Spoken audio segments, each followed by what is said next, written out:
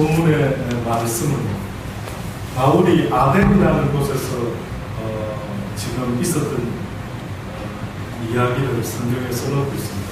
아덴이라는 도시가 있었는데 이 아덴이라는 도시가 뜻밖에도 아주 종교심이 너무 많다 보니까 온갖 신을 다 섬기는데, 방금 우리가 읽은 것처럼 온갖 신을 섬기다 못해서 이제는 알지 못하는 신, 우리가 혹시 모르고 있는 어떤 또 다른 신에게라고 하면서 신주단지를 모시고 아마 우상을 숭배했던, 아주 성경에서 어떻게 보면 최고로 우상 도시의 아주 메카를 그렇게 언급하고 있습니다. 그런데 이곳에서 바울이 지금 마지막 부분에 결론적으로 무엇을 이야기했느냐면, 너희가 알지 못하는 시대에는 하나님께서 어떻게 해주신다? 이해하고 긍휼히 여겨주십니다. 몰랐습니다. 그런데 어느 시점부터는 내가 용서하지 않겠다. 근데 보니까 어느 시점부터는 하나님이 그전까지는 긍휼히 여겨주겠지만 어느 시점을 기준으로는 내가 용서하지 못하겠다, 이렇게 말씀하는데, 도대체 그 시점이 뭐지? 라고 봤더니만, 알지 못하던 시대에는 하나님이 허물지 아니하셨군요. 이제는 어디든지 사람을 다 명하사 뭐라고 하셨다? 회개하라고 하셨다. 자, 잘못됐으니 어떻게 하라고요? 회개하라고 했기 때문에 이제는 이 회개하라는 소리를 들은 이상에는 하나님이 그것을 허물로 이제는 용서하지 않겠다. 이는 정하신 사람으로 하여금 천하를 공의로 심판할 날을 작정하시고, 자, 지금부터 하는 이야기는 왜 회개해라는 단어를 썼을까? 왜 성경에 하나님이 예수님과 세례요한에게 회개하라라고 하는 그 말에 뒤에 나오는 어떤 의미가 뭐가 있었는가 보니까 지금부터 그 설명을 합니다. 한번 잘 새겨 들어보십시오.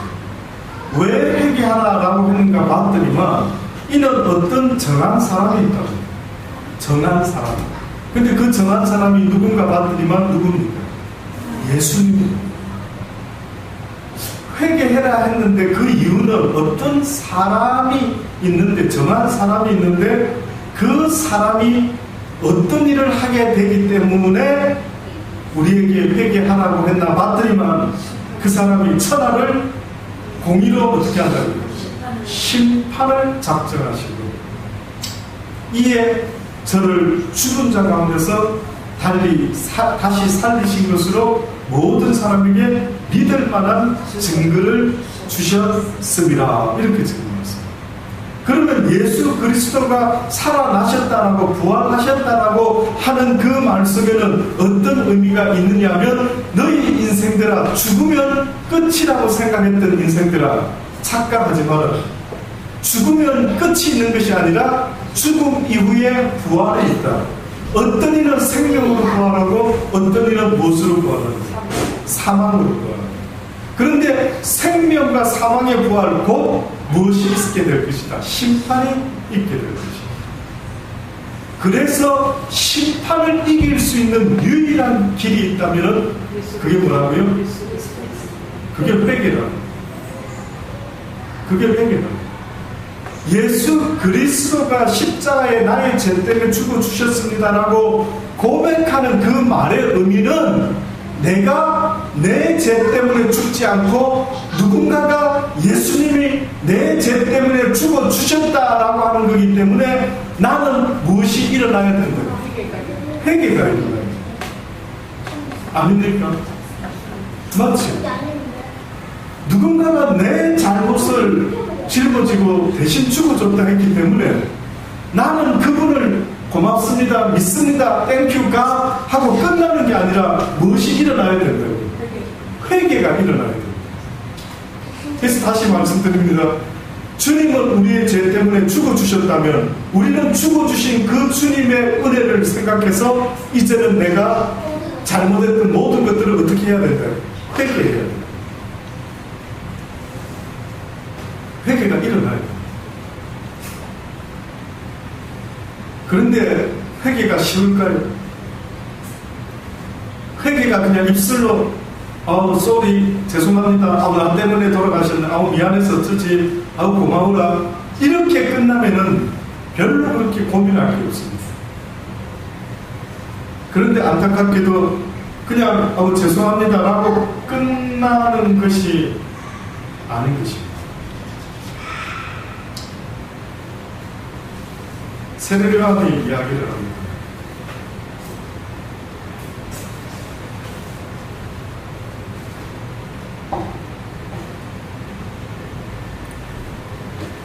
누가복음 3장이거든요. 세례요한 이야기를.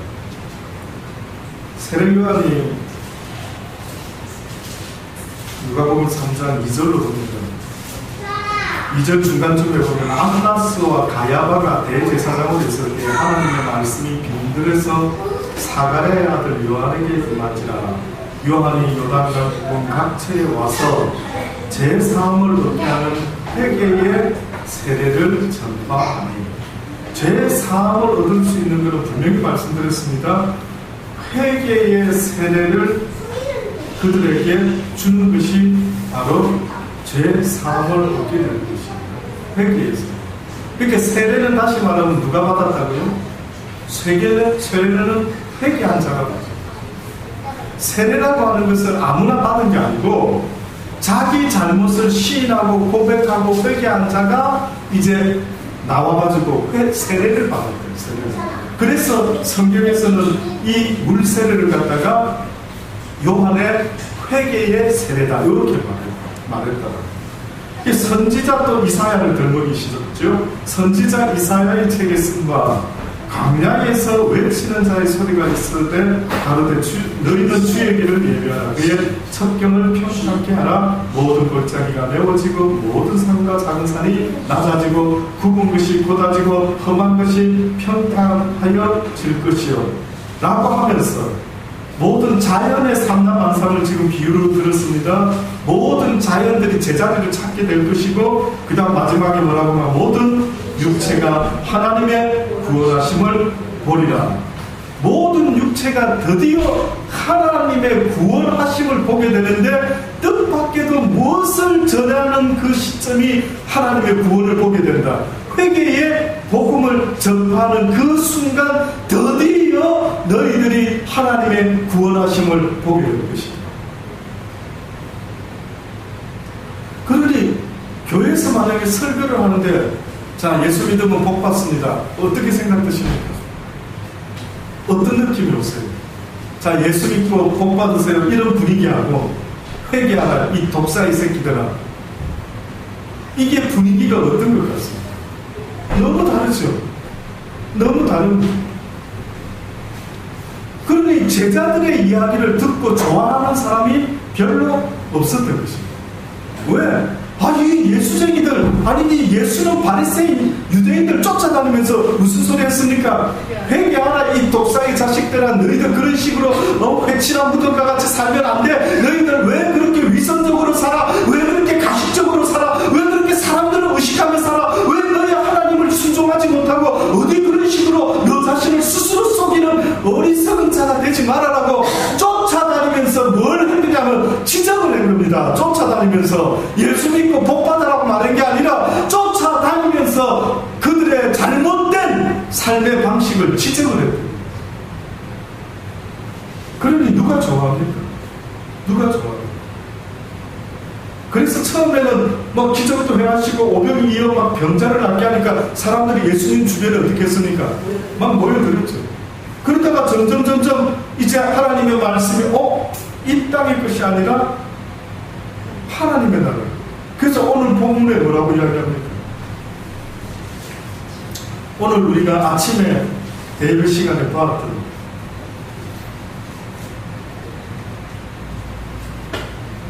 말씀을 보면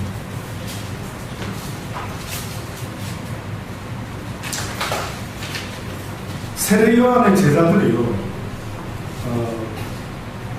세례요한 스승에게 아마 어떤 대화들을 했던 모양입니다.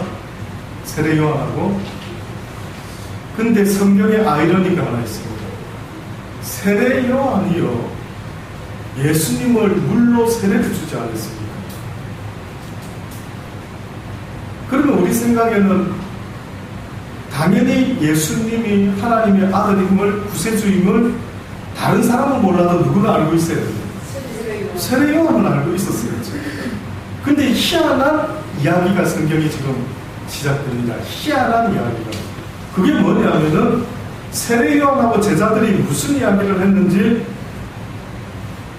요한이 옥에서 그리스도의 하신 일을 듣고 제자들을 보내어서 예수께 여짜오되 오실 그이가 당신이오니까 이렇게 물어봅니다. 아니면 우리가 다른 일을 기다려오니까, 그때 요한으로부터 보냄을 받은 제자들에게 예수님께서 대답하여 나가시되 너희가 가서 듣고 보는 것을 누구에게 전해라? 요한에게 보아라. 소경이 보며 안전뱅이가 걸으며 문둥이가 깨끗함을 받으며 기모거리가 들으며 죽은 자가 살아나며 가난한 자에게 복음이 전파된다 하라 라고 말씀하시면서 갑자기 이런 말씀을 합니다. 누구든지 나를 인하여 실족하지 아니하는 자는 복이 있도다. 도대체 이게 무슨 말이죠? 갑자기 요한이 오실 그이가 당신이십니까? 자기가 실컷 세례까지 주고 물세례까지 주고 했던 자, 그가 뚱딴지같이 옥에 잡혀있는 그 시점에서 그는 예수에 대한 의심을 하기 시작합니다.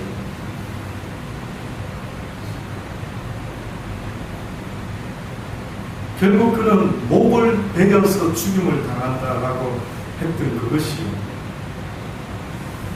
참 의미심장합니다.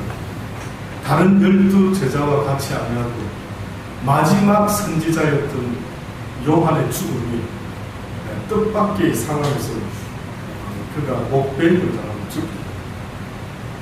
근데 갑자기 이런 이야기를 전해라라고 하시던 분이, 주님이 누구를 겨냥했는지는 정확히 알 수는 없다라고 하겠지만, 누구든지 나를 인하여 실족하지 아니하는 자가 복이 가 요한에게 전하라. 그럼 이 말의 의미가 뭘까라고 봤을 때, 요한이라는 사람도 마지막 선지자도 어떻게 보면은 예수 그리스도가 분명히 메시아이기를 기대를 했는데, 수많은 유대인들이 예수를 쫓아다니다가 나중에 예수를 떠나게 되었던 그들의 그 이유가 예수에 대한 실망으로 넘어졌어요. 실족하게 됐어요. 왜 예수에 대해서 실망했을까? Why? 처음에는 쫓아다니다가 메시아라고 믿어 심지 않다가 갑자기 어느 순간에 이거 우리가 생각 잘못했나 하면서 걸려 넘어졌어요. 실족이 됐어요. 왜 그랬을까? 우리 같으면 끝까지 믿을 텐데 다 떠나갔죠. 그래서 오죽했으면 베드로한테 제자에게 너희들도 너도 나를 떠나겠나? 아닙니다.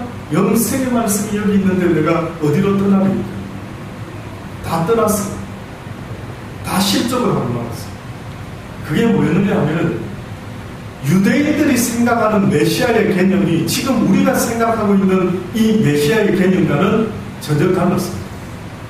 그들이 말하는 구원은 내 영혼의 구원을 생각한 게 아니고, 로마라고 하는 이 강한 나라에서부터 우리를 구원하여 주옵소서, 이렇게 생각합니다. 그러니까 지금도 수많은 사람이 예수 믿습니다 할 때 어떤 예수를 믿고 있느냐면, 나의 가난에서 구원해 줄 예수를 믿고 있는, 나의 연약하면서 나의 사회적으로 아주 낮은 모든 것들로부터 나를 구원해 줄, 아마 지금 이 순간에도 예수 믿는 이유를 말하면 예수 믿고 복 받으세요, 예수 믿고 부자 돼야지, 예수 믿고 가난에서 벗어나야지, 아마 모두가 그렇게 생각했던 것처럼 그 당시에 유대인도 머릿속에 생각하기를 예수가 우리 민족을 로마에서부터 구원시켜 주지 않겠는 거죠. 근데 시간이 가면 갈수록 기미가 보였습니까? 안 보였습니까? 안 보였습니다. 오히려 무슨 소리까지 했습니까? 나중 가서는 내가 어떻게 돼야 되리라? 선지자의 모든 말씀이 이루어져야 되는데 뭐가 이루어지라고 말했느냐면 바로 나 예수가 십자가에 못 박혀 죽어야 되는 것. 이것이 바로 선지자들이 이 일이 다 이루어집니다. 그 예수님이 십자가에 달려 돌아가 죽으실 때 마지막 하신 한마디 말씀 뭐였습니까? 다 이루어. 다 이루어.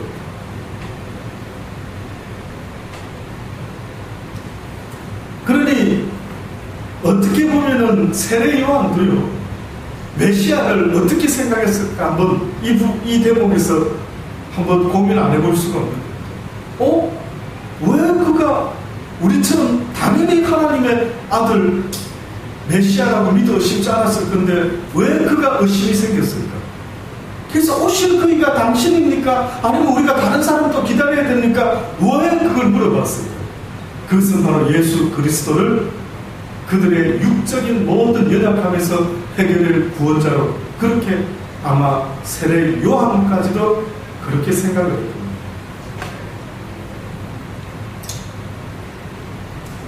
결국은 이러한 말씀을 그들에게 전해주시고요. 그 다음에 오늘 대회 시간에 보았던 본문에서는 그 다음에 어떤 말씀을 하냐면, 저희가 이제 그 말까지 듣고 떠났던 모양입니다. 아마 요한한테 전화로 받겠죠. 예수께서는 우리에게 요한에 대하여 말씀하시네요. 자, 지금부터 예수님이 요한에 대해서 뭐라고 말씀을 하기 시작합니다. 너희가 무엇을 보려고 광야에 갔느냐? 바람에 흔들리는 갈대냐? 그러면 너희가 무엇을 보려고 나갔느냐? 부드러운 옷 입은 사람이냐? 부드러운 옷 입은 사람은 왕궁에 있느니라. 그러면 너희가 어찌하여 나갔느냐? 선지자를 보려느냐? 옳다. 내가 너희에게 이르노니 선지자보다도 나은 자리라. 일반 선지자보다도 훨씬 나은 자라고 말씀을 하는데, 그 이유가 뭐냐면 기록됩니다. 들어보십시오. 내가 내 사자를 내 앞에 보내노니 저가 내 길을 내 앞에 예비하리라 하신 것이 이 사람에 대한 말씀입니다. 그러니까 대단한 사람입니다. 성경적으로 볼 때는 여러 선지자가 있었지만은 예수님의 길을 직접 준비한 사람이라 한다면은 이거는 세례 요한입니다. 이런 사람은 여러 명 있은 게 아닙니다. 딱 이 한 사람, 그것도 성경에까지 기록된 사람. 자, 주님이 이렇게까지 말하면서 내가 진실로 너희에게 말하는 이 여자가 낳은 자 중에 세례 요한보다 큰 이가 일어남이 없도다. 그러나 천국에서는 극히 작은 자라도 저보다 크니라. 세례 요한의 때부터 지금까지 천국은 침노를 당하나니 침노하는 자는 야하느니라. 모든 선지자와 및 율법에 예언한 것이 어디까지였습니까? 요한까지. 또다시 말하면 구약 성경에서 예언이 되었던 모든 선지자들의 예언 이야기가 우리 생각에는 요엘도 그 이후까지 다 예언한 것 같고, 그렇죠? 다니엘도 뭐 세상 마지막 것까지 예언한 것 같고, 그런데 굳이 지금 표현하는 건 여기까지만 예언이 됐다, 이렇게죠. 여기까지. 그럼 결국은 이게 무슨 말이냐면 모든 성경의 예언이라고 하는 초점은 누구한테 맞춰져 있다? 예수 그리스도에게. 성경에서 예언이라는 단어가 나온다 할 때에는 결국 모든 성경이 말하는 예언은 어디에 초점이 맞춰져 있느냐면 예수 그리스도. 모든 율법의 이야기도 어디에 초점이 맞춰져 있느냐면 바로 예수 그리스도라는 분이 오셔야만이 율법이 어떻게 된다? 완성이 된다. 그러니까 예수라는 분은 성경의 중앙에 딱 이렇게 서 계시고, 우리가 AD, BC 하잖아요. 예수 탄생 전 시대, 예수 탄생 이후 시대. 그러니까 하나님이 뭘 하나 정해놓으셨는데 모든 인생사에 있어서 가장 중심에다가 무엇을 딱 갖다 놓으셨느냐면 예수라는 분을 갖다 세우라. 예수라는 분. 그러니까 모든 이들이 예수로 말미암지 아니하고서는 결단코 아버지에게로 갈 자가 없도록 법을 정해놓은. 그래서 너희는 이제부터 그의 입에서 나오는 말을 귀담아 들으라. 그가 무슨 말을 하든지 그의 말에 순종하라.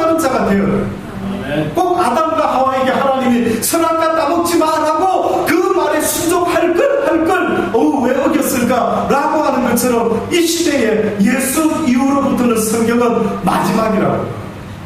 예수 이후 시대부터는 마지막 때의 종말에 누군가가 나타나는데 그 종말의 시작의 주인이 바로 예수 그리스도예요. 그래서 이제 그분이 오늘도 우리가 보았던 것처럼 천국은 침노하는 자에게 빼앗기게 돼요. 근데 뜻밖의 그 침노라는 것은 아까 말씀드렸던 것처럼 하나님 앞에 회개하는 자의 모습이 바로 침노하는 자의 모습인데 단지 회개만 하는 것이 아니었던 것입니다. 그래서 이 회개의 의미를 세례요한이 이야기합니다. 누가복음 3장에 다시 돌아가면 모든 육체가 하나님의 구원을 보리라 라고 이야기하면서 요한이 세례받으러 오는 무리에게 이르되 뭐라고 말하냐면 독사의 자식들아 누가 너희를 가르쳐 장차 올 진노를 피하라 하더니 그러면서 이렇게 말하죠. 회개가 그냥 입술로만 고백하는 것이 아니라 회개에 합당한 무엇을 맺으라고요? 열매를 맺어요. 그러니까 회개 중에 가짜 회개가 있고 진짜 회개가 있습니다. 우리가 씨앗이 죽지 않았으면 땅에다 심으면 이 씨앗이 뭐가 됩니까? 싹이 터가지고 자라서 뭐가 나오죠? 열매를 맺죠. 맞습니까? 맞습니까? 그러면 어떤 사람이 회개의 씨앗을 심었습니다. 정말 회개합니다 주여 라고 하면은 그 씨앗이 싹을 틔워서 자라서 열매를 맺을 때 어떤 열매가 나와야 됩니다. 쉽게 말하면 내가 회개에 합당한 열매를 맺어야 됩니다. 자, 지금부터 그 세례 요한이 뭐라고 말을 했느냐면 회개에 합당한 열매를 맺고 속으로는 아브라함이 우리 조상이라 아브라함이 우리 조상이라 이런 말 그만해라. 그거는 아무 소용이 없다. 모태신앙이다 모태신앙이다. 나 교회 다니는데 나 장로인데 나 집사인데 봉사인데 나 목사인데 이 말이 소용이 있다 없다. 소용이 없다. 아브라함의 자손이라는 말조차도 소용이 없다. 내가 너희에게 이르노니 하나님이 능히 이 돌들로도 어떻게 한다고요? 아브라함의 자손이 되게 합니다. 아브라함의 자손을 만들어낼 것 같으면 하나님이 지금도 수천 수만의 자손을 만들어낼 수 있는데 창조하실 수 있는데 하나님이 지금 원하는 것은 그 창조를 말하는 것이 아니라 회개하는 거듭난 영혼을 원합니다. 그러니까 하나님은 죄 안 지은 영혼을 원하는 게 아니라 죄를 한번 지어보고 이 죄가 얼마나 안 좋은 것인지 깨달아보고 그래서 이 죄를 벗어나지 않으면 내가 도무지 못 살겠다라고 하면서 회개함으로 또다시 거듭나는 요 작품을 만들어내고 싶어요. 요 인간을 만들어내려니까 요 인간은 돌로 만들 수 있는 것들은 뭐 아브라함의 자손은 얼마든지 만들어내겠는데 이렇게 깨달고 하나님 앞에 돌아와서 주여 당신이 아니면 내가 구원받지 못하겠나이다 회개하는 심령으로 주님 앞에 나와서 회개하는 영혼을 만들어내기는 힘이 어렵다. 그래서 회개하는 심령을 받기 원하시는데 뭐라고 경고를 메시지를 던지느냐 하면 이미 도끼가 나무 뿌리에 놓였으니 좋은 열매 맺지 아니하는 나무마다 지켜 불에 든다. 여기서 좋은 열매는 회개의 열매를 말합니다. 잘 새겨놓으시기 바랍니다. 좋은 열매, 성경이 말하는 좋은 열매는요 사실은 회개에 합당한 모든 열매가 다 좋은 열매.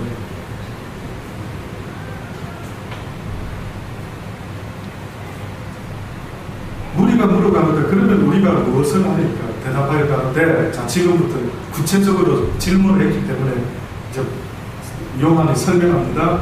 옷 두 벌 있는 자는 어떻게 하라고요? 옷 없는 자에게 나누죠. 먹을 것이 있는 자도 어떻게 하라고요?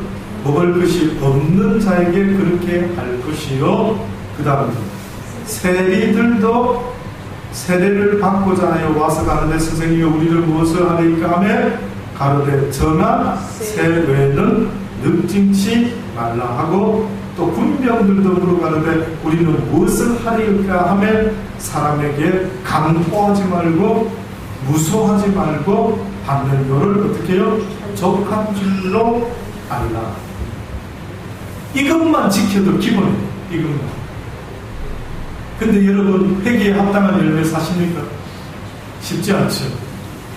이것만 하려고 해도 쉽지 않습니다. 그러니 회개가 쉽습니까? 그렇게 말로 예 회개합니다. 죄송해요 주님 죄송했습니다. 이렇게 끝나는 문제 같으면 저도 고민하지 않습니다. 그런데 회개에 합당한 자의 모습을 살아라 라고 했을 때에 옷 2벌 있는 자는 옷 없는 자에게 어떻게 하라고? 나눠줘라. 그래서 살아가다가 그런 자를 만나게 되면 당연히 이것을 행하라. 그래서 배고픈 자가 있는데 만약에 예수 믿으세요. 예수와 믿으니까 이렇게 가난하죠. 이런 소리 하지 말고 먼저 먹을 것을 어떻게 해라고요? 줘. 이게 하나님이 우리에게 말씀하는 백성들이 바라고 기다리고 모든 사람이 요한아 혹시 그리스도인가 심중에 어루나니 요한이 모든 사람에게 대답하되 나는 물로 너희에게 세례를 주거니와 나보다 능력이 많으신 이가 오시나니 나는 그 심장을 풀기도 감당치 못하리라. 그는 무엇과 무엇으로 너희에게 세례를 준다고요? 그는 성령과 불로 세례를. 많은 사람들이 성령과 불 이야기하니까 성령 따로 불 따로 이렇게 뭘 생각하는 것 같아요. 근데 여러분 마가의 다락방에서 초대교회에 성령이 임재할 때 그 성령을 뭐라고 묘사했습니까? 뭐에 뭐 같다고요? 불에 혀. 불에 무슨 혀가 있습니까? 근데 꼭 뭐 혀가 날름날름하듯이 불꽃이 막 휙휙휙 하는데 보니까 성령의 역사가 꼭 무슨 불이 막 횃불이 왔다 갔다 하는 것 같죠. 저도 개인적으로 이렇게 기도하다가 하나님의 성령이 어떻게 보면 지금 여기 계신다 안 계신다를 저 개인적으로 느끼는 방법 중에 하나는 눈을 감았는데 저 앞에 횃불이 왔다 갔다 해요. 저도 개인적으로 그거 하나는 보죠. 신기하죠. 어느 때는 제가 이런 생각하죠. 내가 눈을 너무 꽉 기도할 때 눌리고 기도하다가 이 횃불이 왔다 갔다 하나 뭐 이렇게 그런 현상이 있지 않아서 눈만 막 늘었다 갔다 속에서 뭐 좀 왔다 갔다 뭐 이런 생각도 해보고 그래서 일부러 눌려보지도 않고 가만히 있어 보기도 하고 뭐 그러게 되고 근데 저 개인적으로 그렇게 나름대로 한두 번이 아니고 계속적으로 어느 때는 그런 게 있었다.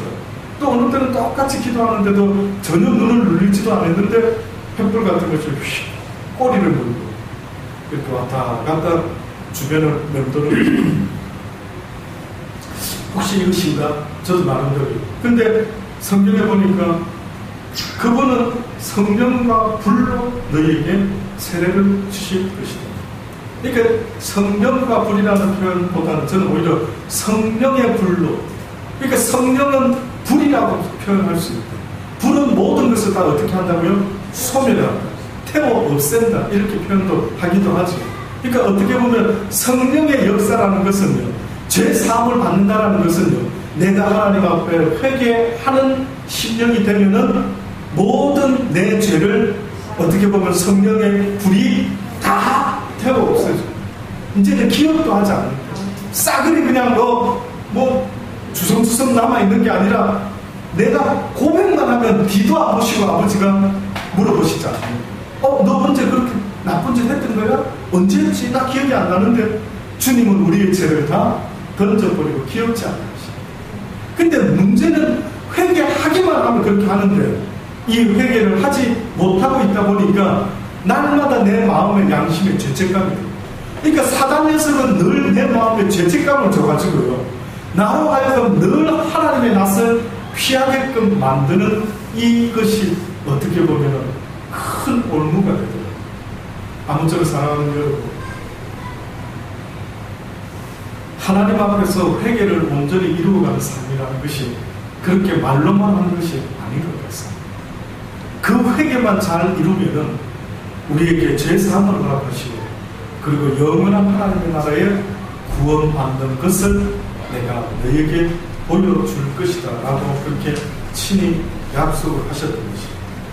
많은 사람들이 회개 이야기를 듣고도 회개치 아니할 때 성경에 보니 마태복음 11장에 보면 회개하지 않는 고은들이 있었습니다.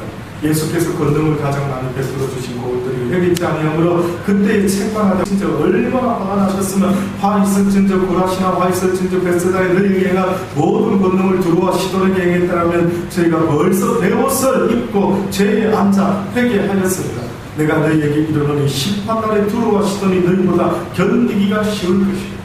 결코 회개하지 못한 자들은 심판을 견딜 수가 있다 없다. 그분의 진노 앞에 정말로 두렵고 떨림으로 회개하지 못한 심령들이 얼마나 두려움 가운데 그 전능자 앞에 벌벌벌 떨게 될지를 지금 하나님이 이야기를 주님이 하고 계시는 것입니다. 주님의 속상함은 바로 고을마다 다니면서 회개의 복음을 전하셨는데 회개치 아니하는 그들을 보고 속이 상하셨습니다. 마태복음 12장에는 그때의 서기관과 바리새인 중 몇 사람이 왔는데 선생님 우리에게 표적 보여주소서. 회개하라 어쩌나 했더니만 기껏한다라는 말이 표적 좀 보여주소서. 당신이 진짜로 메시아인지 뭐 선지자인지 어떻는지 그랬더니만 예수님이 뭐라 합니까? 이 악하고 음란한 세대가 표적을 구하나 선지자 요나의 표적밖에는 보일 표적이 없느니라. 잘 들어보십시오. 요나의 표적밖에는 보일 것이 없다했는데 도대체 요나의 표적이 뭔가라고 봤더니 요나가 밤낮 사흘을 큰 물고기 뱃속에 있었던 것과 같이 인자도 밤낮 사흘을 땅속에 있으리라. 그러니 결국은 요나의 어떤 변화된 엄청난 계기가 있었는데 요나의 그저 비포 애프터 이렇게 말할 때 요나의 비포 애프터는 무엇인지 아십니까? 무엇을 기준으로? 지금 방금 보니까 요나가 큰 물고기 뱃속에서 3일이 낮밤이 있었다. 이건 무슨 의미입니까? 예, 예수님이 자칭 요나의 표적을 설명하는데 뜻밖에도 이 요나의 사건이 뭐하고 똑같다. 내가 십자가에 들어가서 죽고 나서 부활할 것이다. 부활하신 주님의 능력은 그전에도 대단했지만 그 이후에는 그 누구도 그를 건드릴 수가 없었어요. 부활하신 주님이 그전과 그 이후를 설명해낸다면 글쎄요, 뭐 살아나심으로 증거하셨겠지만 시공간을 초월하면서 부활을 증거하신 것입니다. 말로가 아니라 실제로. 자, 그런데 요나가 물속에 들어갔다, 뱃속에 물고기 뱃속에 들어갔다 나와서 사람이 바뀌었어요. 그 다음에는 어떤 모습으로 바뀌었습니까? 니느웨 성 사람에게 찾아가죠. 그전에는 가라 했더니 갔어요, 안 했어요? 도망갔죠. 그런데 요나가 물고기 뱃속에서 무슨 생각을 했는지 어떻게 보면 그의 육적인 모든 생각이 없어지고 어떻게 보면 하나님의 능력으로 그들에게 외치기 시작했는데 니느웨 성 사람들에게 회개하라! 라고 외쳤더니만 희한한 일이 벌어졌습니다. 자기로서는 그들이 자기 말을 들을 줄 몰랐죠. 설마 내가 회개한다고 될까? 저것들은 죽어도 싸. 이 정도 생각했는데 그들에게 회개하라 했더니만 무슨 일이 벌어졌습니까? 막 찔려가지고 왕으로부터 막 모든 심지어는 어디까지요? 짐승들까지 아십니까? 짐승도 아무것도 안 하겠습니다. 와, 니느웨 성 짐승들 그 순간에 얼마나 말할 수 있었다면 열받았을 거예요. 누구나 회개하지만 우리 학교까지 날리고 이런 소리 안 했겠습니까? 그 짐승들까지 왕으로부터 모든 이런 일이 벌어질 줄 몰랐대요. 이런 이야기를 표적을 삼으시면서 뭐라고 말하느냐면 심판 때에 니느웨 성 사람들이 일어난 20대 사람을 정죄하느니 이는 그들이 요나의 전도를 듣고 어떻게 했다고요? 회개했습니다. 또다시 말합니다. 지금 요나의 뭘 듣고 회개했댔습니까? 전도를 듣고 했댔어요. 네? 아침 시간에도 잠깐 말씀드렸죠. 전도가 뭐 하는 거야? 우리 교회 오라고 하는 게 전도라고요? 아니랬습니다. 전도는 뭐 하는 거라고요? 회개하라. 무엇이 가까웠다? 천국이요. 회개하지 않으면 천국을 잃을 것이다. 너희 인생이란 천국을 잃어버리면 너희가 모든 걸 잃어버리는 것이다. 잠시 살았던 이 땅에가 다라고 생각했느냐? 영원한 세상을 잃어버리는 것. 어떻게 수혜치 가치도 없는 이 육신의 삶을 영원하고 바꾸겠느냐? 이 어리석은 짱구 같은 인간들. 회개하라. 이게 바로 전도입니다. 전도. 그러니 지금 요나가 그 요나의 전도를 그들이 누리했던 사람들이 듣고 어떻게 했다고요? 회개했다. 그 강팍한 인간들한테 가서 무슨 설교했겠습니까? 하나님이요, 잠언서에 보면은 무슨 설교를 도대체 한 게 뭐가 있겠습니까? 그다 대놓고 그 무지한 자들한테 경고의 메시지를 회개하라, 회개하라, 그래 던졌던 거죠. 그랬더니만 그들이 그걸 듣고 회개했다. 근데 지금 주님이 말씀합니다. 요나보다 더 큰 이가 여기 있습니다. 그러면서 심판대에 남방 여왕이 일어난 이 세대 사람을 정리하고 이는 그가 솔로몬의 지혜로운 말을 들으려고 땅 끝에서 왔음여기와 솔로몬보다 더 큰 이가 여기 있습니다. 그 당시 때 사람은 그래도요 진리를 사모했습니다. 잘 들으십시오. 그 당시 때 솔로몬 시대 사람들은요 그래도 어디서 누가 지혜로운 이야기, 하나님이 주는 진리, 진실, 지혜 뭐 이런 것들을 배우려고 남방에서부터 찾아왔다. 말씀 들으러. 그런데 지금 솔로몬보다 능력의 주님께서 그들에게 진리를 전하고 있는데도 그들은 오히려 한다라는 말이 그 말 많이 하지 말고 그 성경 이야기 그만하고 기적 한 판 보려고 해요. 기적. 화끈한 기적 한번 보여요. 막 한번 우리 좀 누구 쓰러뜨리고 막 귀신 좀 쫓아내고 병 좀 낫게 해라. 그러면 족하다 딴소리 하지 말고 지금 이랬습니다. 예수님한테. 그 사람들의 그 의도가 아주 불순했대요. 진리를 듣고 깨달아서 회개함으로 구원에 이렇게 하려고 했던 그 주님의 뜻은 알지 못하고 그런 식으로 했습니다. 그랬을 때에 갑자기 주님이 이제 마지막입니다. 갑자기 이런 이야기 했다고 전에도 말씀드렸죠. 더러운 귀신이 갑자기 솔로몬 이야기를 하시다가 더러운 귀신이 사람에게서 나갔는데 그 귀신이 물 없는 것을 돌아다니면서 쉬려고 했다가 근데 물 없는 것이 없어가 쉬지 못하고 있다가 자기가 나온 그 인간 집에 다시 돌아가 보니까 그 집이 비고 소재되고 수리되어 있더라. 세 가지를 이야기합니다. 그 집이 비었었고 소재되 청소가 되었고 부족한 게 다 수리가 되어 있다. 그런데도 불구하고 귀신이 딱 보니까 와우 내가 여기서 살면은 더 좋겠다 라고 생각하고 자기만 들어온 것이 아니라 7 귀신을 더 데리고 들어왔더니만 그 사람의 나중의 형편이 전보다 더 심하게 되니라 라고 말씀하면서 이제 결론입니다. 이 회개치 않는 악한 세대가 어떻게 된다고요? 또한 이렇게 된다. 결국은 회개하지 못하는 심령 위에 하나님 말씀을 잔뜩 쌓아놓으니까 어떤 인간이 됩니까? 누구와 같은 인간?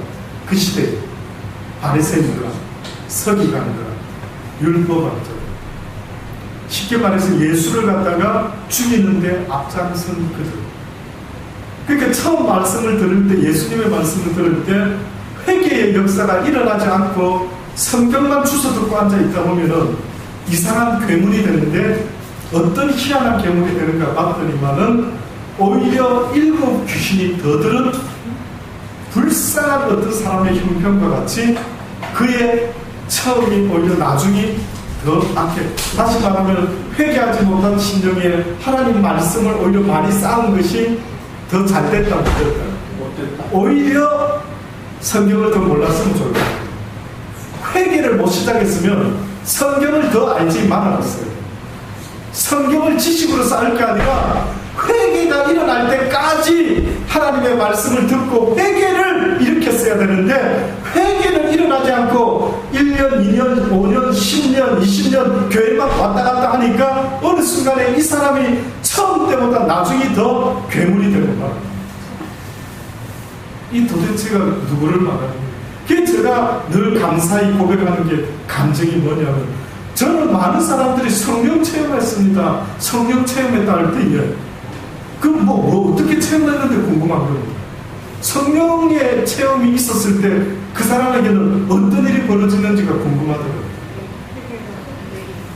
회개가 일어났어요. 이게 하나님의 은혜입니다. 그래서 저도 고백 안 했습니까? 17살 때, 고2 때 저희 모친이 증인이죠. 모친과 함께 교회 기도실에 새벽마다 한번 갈랍니다. 주님을 찾아야겠습니다. 했는데 주를 찾고 싶어서 갔는데 갑자기 하나님의 성령이 주관하니까 17아이가 무슨 죄를 그래 많이 지었을까 싶은데 보여주시는 모든 죄들을 보니까요, 그 당시 때 17살 먹은 저 입장에서는 야, 내가 이렇게 죄인이었구나 하는 걸 고백할 수밖에 없는 죄를 보이시는 거예요. 얼마나 울었는지 콧물과 눈물을 보름 동안 울었습니다.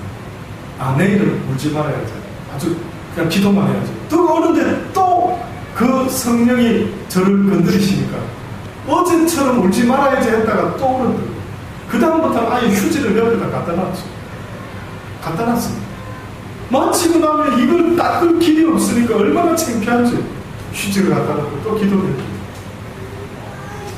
지금 생각해보니 그 하나님이 나를 도우시고 그 성령께서 나에게 이 회개의 고백을 하게 하셨구나 라는 생각이 들었습니다. 아무쪼록 여러분, 혹시나 그런 회개를 하지 못했습니다. 어느 날 베드로에게 말합니다. 이런 이야기를 했을 때에 베드로가 그러죠.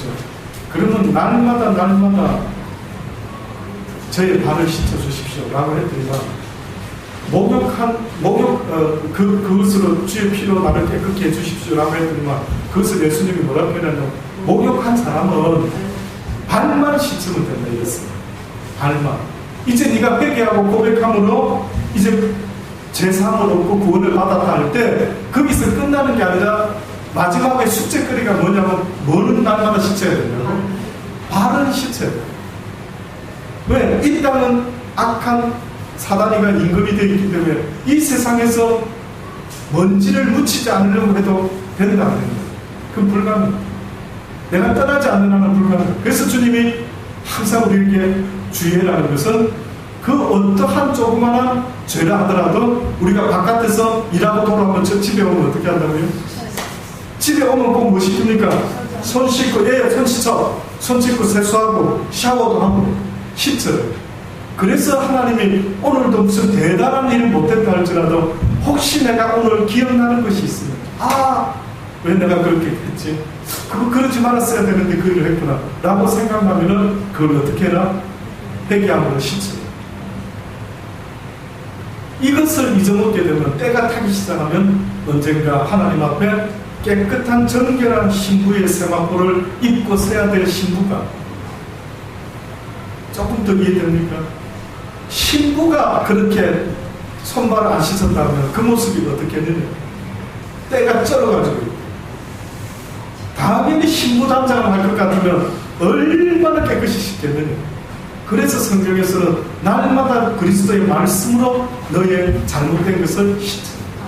그래서 항상 정결하고 깨끗한 것을 유지할 수 있게 되기를 원한다고 말씀하고 있는 것입니다. 기도하시겠습니다. 하나님, 그렇습니다. 회개하는 심령을 가지기를 원합니다. 천국은 침노하는 자의 것이라 하셨습니다. 회개함으로 천국을 침노하는 자들이 되게 하여 주옵소서. 이제는 전도가 무엇인지 알았습니다. 사람들에게 전도한다라는 것은 그들에게 회개하는 천국이 가까우다고 선포해주는 것임을 명심하게 하여 주옵소서. 돌아오는 그들에게 어찌할고 물어보는 그들에게 이제는 주의 말씀을 가르쳐 줄 수 있게 하시고 그들을 주의 제자 삼을 수 있도록 은혜를 베풀어 주옵소서. 잃어버린 한 양의 이야기를 하셨습니다.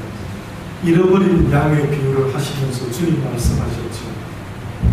회개하고 돌아온 한 영혼이 회개할 것 없는 천국에 99의 의인들로 인하여 기뻐하는 것보다 회개하고 뉘우치고 돌아오는 그 죄인 하나가 오히려 주의 기쁨이 된다고 말씀하셨어요. 이것이 바로 잃어버린 양의 비유라고까지 말씀하셨습니다. 이제는 하나님의 복음이 어떻게 전달이 되어야 되는지를 확연히 깨닫게 하여 주옵소서. 잊지 말게 하시고 한 영혼을 돌이키는데 아버지께서 얼마나 기뻐하는지를 깨닫고 올바로 돌이킬 수 있고 그들을 회개시킬 수 있고 인도할 수 있는 우리가 되게 하여 주옵소서. 주신 말씀을 붙잡고 기도하며